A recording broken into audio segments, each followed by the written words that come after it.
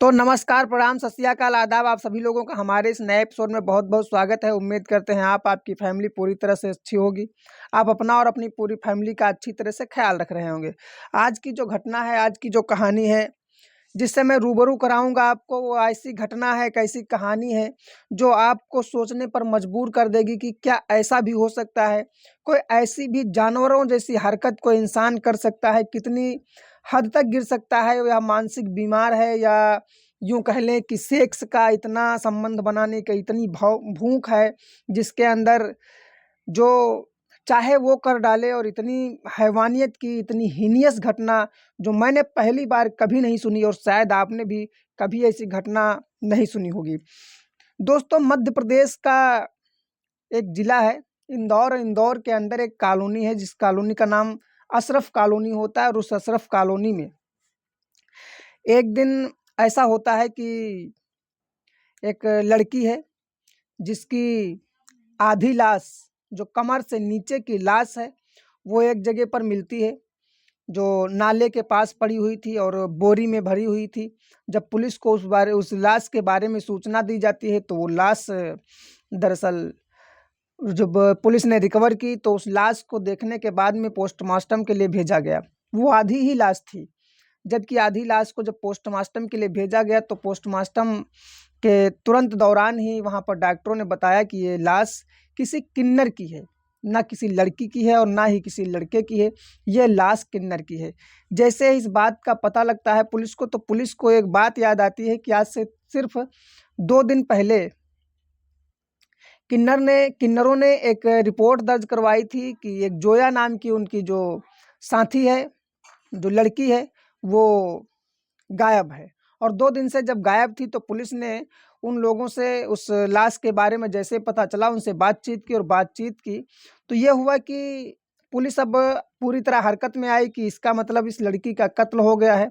और इसका ऊपर का हिस्सा न जाने कहाँ है, लेकिन आधा हिस्सा जो मिला है, उसके अनुसार ये पता लग चुका था कि ये किन्नर की लाश है। और शायद जब उन लोगों को पहचानने के लिए उनके पैरों के बारे में शिनाख्त करने के लिए बताई गई, तो पैरों को देख करके लड़के जान चुके थे, वो लड़कियां जान चुकी थी, जो भी किन्नर थे वो ये जान चुके थे कि ये जोया की ही लाश है। अब पूरी तरह से पुलिस जोया के इस मामले में इन्वॉल्व हो जाती है कि आखिर ऐसा कैसे हो सकता है कि आधी लाश मिली और आधी कहाँ है।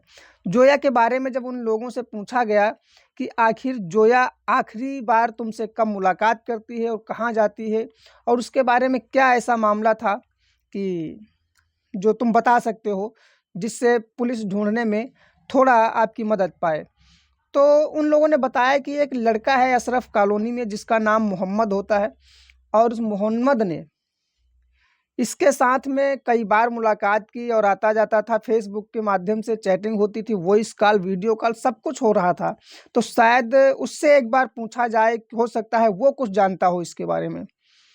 तो पुलिस ने सीधे मोहम्मद के घर पहुंची। घर पहुंचने के बाद में उसको, जब उसके घर के अंदर जाती है, तो घर के अंदर जब पुलिस पहुंची, तो वो मिल जाता है, और उससे पूछा गया कि तुम किसी जोया नाम की लड़की को जानते हो?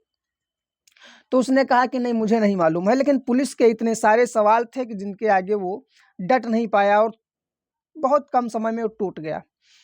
तो और दूसरी बात ये भी थी कि उस लाश के आधे हिस्से को बदबू से उस घर को पता चल रहा था कि इस घर के अंदर कुछ न कुछ ज़रूर है। पुलिस तुरंत ही हरकत में आती, छानबीन करने लगती है। और वो जो मोहम्मद है, वो रोक रहा है पुलिस को कि ऐसा न किया जाए, तलाशी न ली जाए, छानबीन न की जाए। लेकिन पुलिस जैसे ही उस बदबू के साथ-साथ आगे बढ़ने की कोशिश की, जैसे ही वो संदूक खोला गया उसके घर के अंदर, जैसे ही संदूक खोला गया, पुलिस के 2 सिपाही उस लाश को, उस मंजर को देखने के बाद में पीछे हटे, और इतनी ज़ोरों से उनके अंदर घबराहट पैदा हुई कि उस समय की स्थिति जो थी, वही 2 लोग समझ पा रहे थे जिन लोगों ने संदूक को खोला था। क्योंकि नग्न अवस्था में पूरी तरह से डेड बॉडी का आधा हिस्सा उस संदूक के अंदर रखा हुआ था। और ये देख कर के उनकी जो स्थिति थी, वो बहुत ही देखने लायक थी कि कितना वो घबरा चुके थे। तुरंत ही उस अपने सीनियर ऑफिसर को सूचना देते हैं कि इसके अंदर एक लाश है, और लाश की जो दशा है, वो बहुत ही दुर्दशा हो चुकी है। क्योंकि अब उस लाश के आगे टिकना बड़ा मुश्किल था। दोस्तों, जैसे ही पुलिस उस लाश को रिकवर कराती है, रिकवर कराने के बाद में उसको फिर से पोस्टमार्टम के लिए भेजा जाता है। जब पोस्टमार्टम के लिए उस लाश को भेजा गया, तो जब पोस्टमार्टम किया गया तो उस पे बताया गया कि कई उसके जो प्राइवेट पार्ट थे, जो ऊपर के हिस्से के, उन पार्टों में कम से कम 10 से 12 चोटें थीं, जो दांत के जख्म थे। अब इस बात को सुनने के बाद में पुलिस के तो होश पैतड़े हो चुके थे। जितनी लोग इस घटना के बारे में जान रहे थे, सबके अंदर ये हो चुका था कि आखिर ऐसा क्यों, आखिर कैसे कोई इस जानवरों जैसी हरकत कर सकता है, कौन सा ऐसा व्यक्ति है।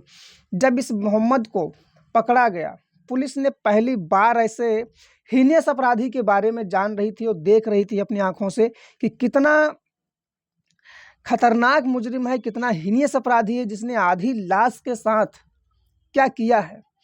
जब उससे फिर पूछताछ की गई कि आखिर तुमने ऐसा क्यों किया, तब उसने एक कहानी बताई, एक घटना बताई।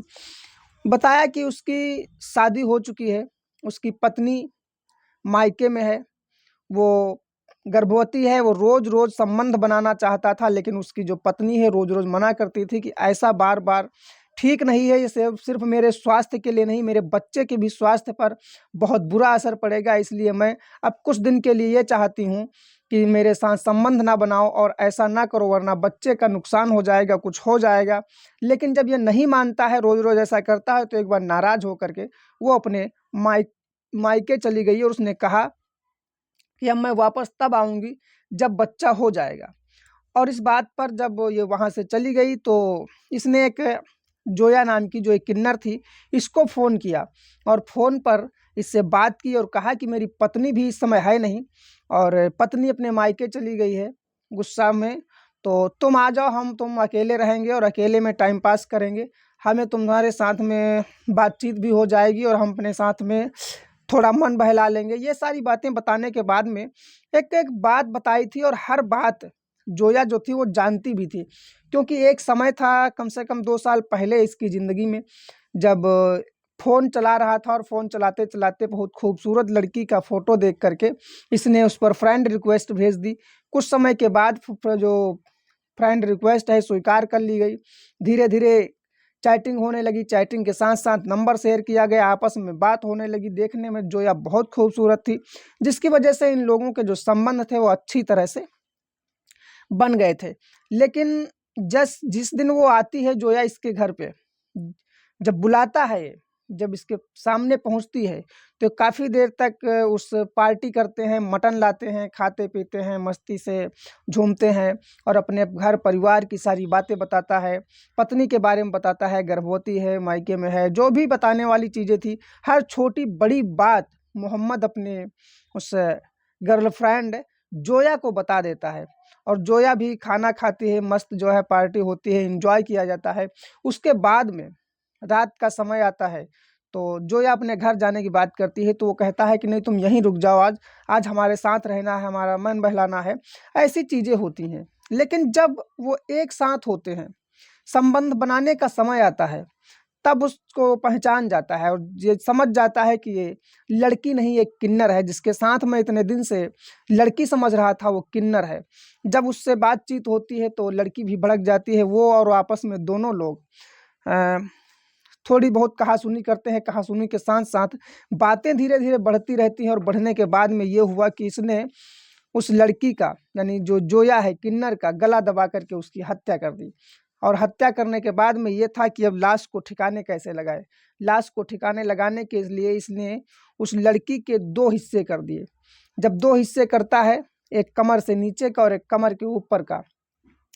कमर से नीचे का जो हिस्सा होता है उसे बोरी में पैक करता है, पैक करने के बाद में रात के अंधेरे में वो वहाँ से नाले के पास फेंक देता है। वापस आता है, लेकिन रात के धीरे-धीरे टाइम बहुत ज़्यादा हो गया था, सुबह हो गई थी। सुबह फिर ये करता क्या है, ये बाथरूम में उस लाश को, जो आधी बॉडी थी, उसको, आधी बॉडी को, लाश को बाथरूम के अंदर रखता है, जब तक उसका ब्लड ख़त्म नहीं हो जाता है। उसके बाद में उसकी धुलाई करता है और धुलाई करने के बाद में अपने बेड पर ले जाता है, रखता है और 2 दिन तक वो उस ऊपर वाले हिस्से के साथ बहुत ही दरिंदगी करता है। जो पोस्टमार्टम रिपोर्ट में निकला था कि 10 से 12 चोटें थी, जो दांत लगने के निशान थे। ऐसी हरकतें, ऐसी वारदातों को अंजाम देता है। जो लोग इस घटना को सुन रहे थे, पुलिसकर्मी और जो भी इंस्पेक्टर और थाना प्रभारी, उन लोगों के होश खो चुके थे कि आखिर कैसे ऐसे मानसिकता के लोग, या मानसिक बीमार है, या कोई ये इंसान है, ये जानवरों जैसी हरकत कर रहा है क्या? आखिर कैसे ऐसे हो सकता है? कौन सा इतना धाकड़ और दिल का मजबूत आदमी हो सकता है कि आधी लाश के साथ भी बलात्कार और रेप जैसी घटनाओं को अंजाम देगा? दोस्तों, ये घटना बहुत ही उस समय की चर्चित और गंभीर थी। जो इस घटना को सुन रहा था, वो 24 घंटे से ऊपर उसके दिमाग में ये चीज़ें बनी रहती थी कि आखिर कैसा हो सकता है ऐसा। लोग बहुत परेशान थे इस घटना को सुनने के बारे में। तो दोस्तों, इस घटना के बारे में, इस कहानी के बारे में आपको अवगत कराना इसलिए ज़रूरी था कि किसी के साथ धोखाधड़ी और झूठ का बर्ताव ना किया जाए। शायद जोया की थोड़ी गलती थी, जो उसने अपनी हकीकत नहीं बताई, छिपा ली, और उसके बाद में मोहम्मद ने इस तरह से कदम उठा दिया। जोया ने गलती ये इतनी करके, ये समझ लीजिए कि अपनी ज़िंदगी को नष्ट कर लिया, और मोहम्मद तो जेल चला गया। उसे ऐसी हरकत के लिए माफ़ कहाँ किया जा सकता था, उसे जेल भेजा गया। और सबसे बड़ी बात ये थी कि थोड़े झूठ की वजह से उस जो किन्नर थी जोया, उसकी हत्या हो गई, वो दुनिया को अलविदा कह गई। दोस्तों, इस घटना को, इस कहानी को सुनने के बाद में आपको क्या लगा, कैसा आपके अंदर फील हुआ है? आप कमेंट में अपनी जो शब्द हैं ज़रूर लिखें। वीडियो अच्छा लगा हो तो लाइक कर दीजिएगा, चैनल को सब्सक्राइब कर लीजिएगा। मिलते हैं कल रात एक नए एपिसोड में 9 बजे। तब तक के लिए नमस्कार, धन्यवाद, जय हिंद।